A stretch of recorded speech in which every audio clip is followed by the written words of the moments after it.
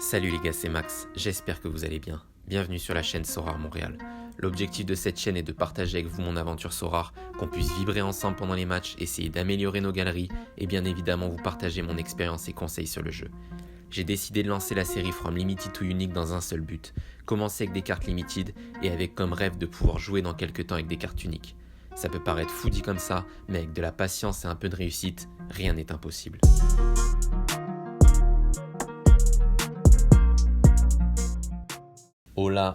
Hola, comment ça va les gars? Bienvenue dans l'épisode 6 de la série From Limited to Unique, après une semaine plutôt calme sans Game Week pour ma part, à cause des matchs de coupe dans les différents pays européens et les matchs de qualification pour la Coupe du Monde des sélections sud-américaines, c'est enfin le retour des championnats. On va essayer de renouer avec le succès, ça serait vraiment cool d'aller chercher une petite récompense. Bonne vidéo. Allez, avant de partir sur la composition de nos équipes, on va faire un petit point mercato car il s'en est passé des choses cette semaine dans notre galerie. On commence par les départs avec la vente d'Axel Disasi, le défenseur monégasque. J'ai vraiment pas grand chose à dire sur Axel Disasi, il rentrait simplement plus dans mes plans. Ensuite, vente du roi, Wissam Ben Yedder, en plein caramel en ce moment. On se demande où va-t-il s'arrêter. J'ai énormément réfléchi avant d'appuyer sur le bouton vendre, mais bon voilà, faut savoir prendre le profit. Quand c'est possible de doubler, faut lâcher. Il va encore être énorme, j'en suis persuadé, ce week-end contre Lyon, mais honnêtement, j'aurai aucun regret. Troisième vente, Benjamin André, le Lillois, moins en forme depuis quelques semaines, notamment depuis son rouge contre l'OM. Petit profit, mais on prend, ça nous permet d'investir sur d'autres joueurs. Et enfin, dernière vente à contre-cœur de la carte rare de Giorgio Mikotadze. La fin de saison de Jupiler approche, j'ai eu une belle offre, alors j'ai décidé de lâcher. Je vais me reconcentrer sur les cartes limited en essayant de faire une grosse équipe pouvant aller chercher 2 jolies récompenses chaque semaine, car je pense qu'il était un peu trop tôt pour moi pour partir en rare, surtout pour jouer uniquement les paliers avec une carte commune au cage. C'est pas le plus kiffant, on va dire. J'ai envie de vibrer devant ma télé et de vous proposer du contenu sympa à regarder. En résumé, ça nous fait quand même une jolie plus-value avec un profit de 0,12 Ether cette semaine. C'est quand même assez énorme. On passe maintenant à nos achats de la semaine. Et là, j'ai peut-être un peu craqué, mais bon, faut savoir aussi se faire plaisir en espérant être récompensé dans les prochaines semaines. Premier à arriver, le Kingsley Coman, valeur sûre en termes de scoring. D'ailleurs, je ne comprends pas pourquoi il est moins valorisé que Gnabry ou que Leroy Sané, car c'est vraiment le boss en fait. C'est quasiment un but, une passe D à chaque match. Je pense que quoi qu'il arrive, si un jour on a besoin de le revendre, on le revendra assez rapidement. Deuxième recrue, Renato Sanchez, le Lillois. Lors de mon inscription sur Sorare, j'hésitais entre lui et le petit prince Oussem Aouar. On peut dire que j'ai eu du nez sur ce coup-là. Mais bon voilà, il n'est jamais trop tard en espérant qu'il nous régale prochainement. Et enfin, c'est là que le craquage intervient avec l'arrivée du Milanais Rafael Leao. Je pense avoir payé un peu cher car son prix a quand même doublé sur le mois de janvier. Mais bon voilà, s'il continue à faire des scorings comme ça, on arrivera quand même à s'y retrouver financièrement. Et puis c'est tout messieurs pour ce mercato de cette semaine. Vous en pensez quoi? Est-ce que le recrutement vous plaît? Est-ce que vous aurez fait autrement? N'hésitez pas à me le dire en commentaire, ça fait toujours plaisir d'avoir votre avis. Allez, on se retrouve sur le jeu afin de vous présenter mes deux équipes pour cette Game Week 242. On commence par l'équipe Limited comme d'habitude avec Grébic au cage. Match compliqué pour les Lillois vu qu'ils reçoivent le Paris Saint-Germain. On va donc aller gentiment déposer un petit cierge derrière le but de Grébic, mais ça risque malheureusement de ne pas suffire pour le clean sheet. En défense, Reinildo, tout juste arrivé à l'Atlético, j'espère qu'il sera titulaire pour son premier match contre le Barça. Il fait vraiment un gros début de saison, donc en espérant que ça continue comme ça. Milieu de terrain, Renato Sanchez, c'est dans ce genre de match qu'il doit nous montrer que c'est un crack mondial et qu'il peut s'asseoir à la table des plus grands. Et devant, ils sont tout beaux, tout frais, nos deux fusées tout juste arrivées dans notre effectif, Rafael Leao et Kingsley Coman. Allez, on valide tout ça et on passe à la U23.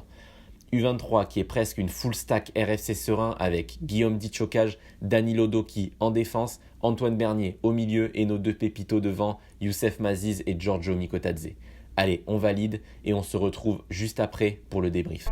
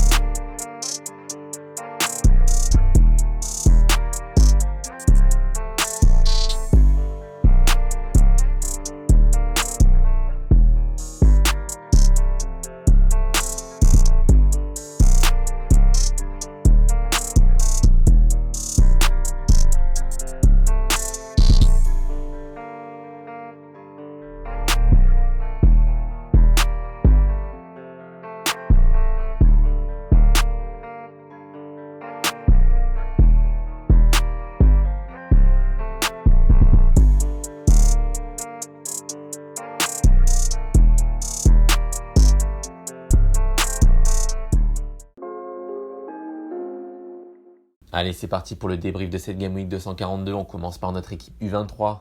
Franchement, les gars, c'est compliqué quand t'as aucun joueur qui réalise un gros match. Pas un but, pas une passe D, aucun joueur au-dessus de 50 puntos. Et quand tu vois les scores des autres managers, il faut faire maintenant plus de 330 points pour aller chercher une petite T3 qui va te rapporter en plus entre 8 et 15 balles. Donc bon, ça commence à être dur. Ensuite, on manque clairement de réussite sur cette équipe U23 dernièrement. J'espère vraiment que ça va tourner rapidement. Ensuite, on a notre équipe All-Star. On commence le week-end correctement avec un Coman fidèle à sa réputation. C'est pour ça qu'on l'a acheté d'ailleurs, hein, la petite passe D qui va bien.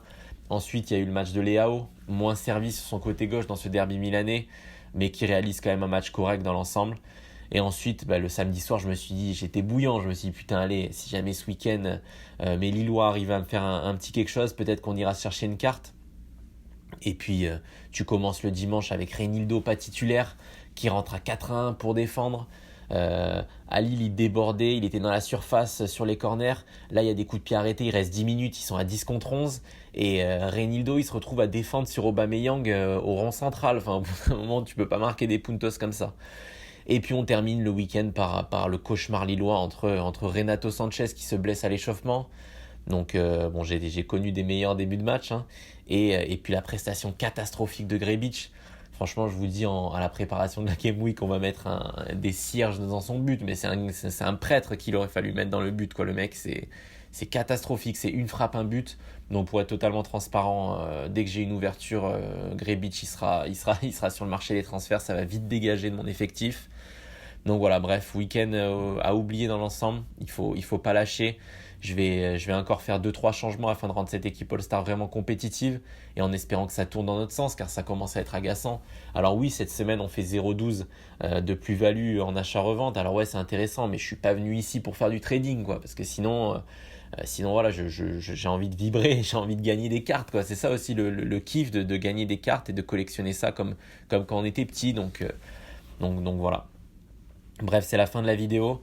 On se retrouve pour le prochain épisode. J'espère que vous avez plus vibré que moi ce week-end, les gars. J'espère que vos résultats sont corrects. On n'oublie pas le petit like, le petit partage. Abonnez-vous à la chaîne si ce n'est pas encore le cas, ça fait toujours plaisir. Et puis merci encore aussi pour tout votre soutien, tous vos messages que vous m'envoyez quotidiennement sur Twitter et tout. Ça fait plaisir de pouvoir échanger avec vous. Et puis voilà, on se retrouve la semaine prochaine. Ciao.